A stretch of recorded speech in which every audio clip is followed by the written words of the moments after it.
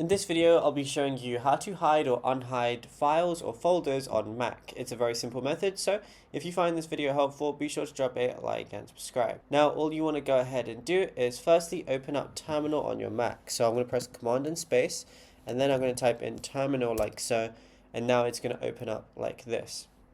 Now, all I want to go ahead and do is type in the following things. So CHF, and then just do like CH flags, like so, and then space, and then hidden. Go ahead and press enter. Now what I have to do is basically just drag and drop the file or folder you want to hide directly from the Finder into the terminal window. So let's say in my instance, let's just say I wanted to go ahead and move this. What I want to do is drag and drop it, and it's going to show exactly what I've just dragged and dropped. Then over here, go ahead and press enter, and then it's going to basically save it.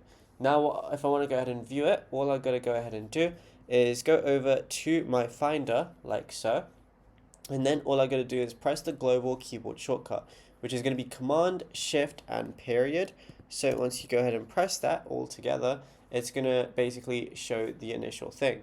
So it's going to auto populate, then press enter, it's going to vanish. But once you press Command, Shift, and period, it's going to instantly toggle on hidden files. Now to make a folder permanently visible again, open up Terminal, like so. So I'm going to open mine up again.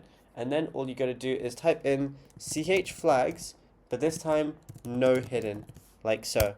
Go ahead and press enter, and now it just changes the file type.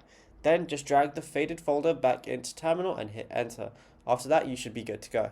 Now if you found this video helpful, be sure to drop a like and subscribe, and check out all our other tutorials that we've been posting on the channel as well, because there is a lot to go through, and you might find something that you didn't know about yet.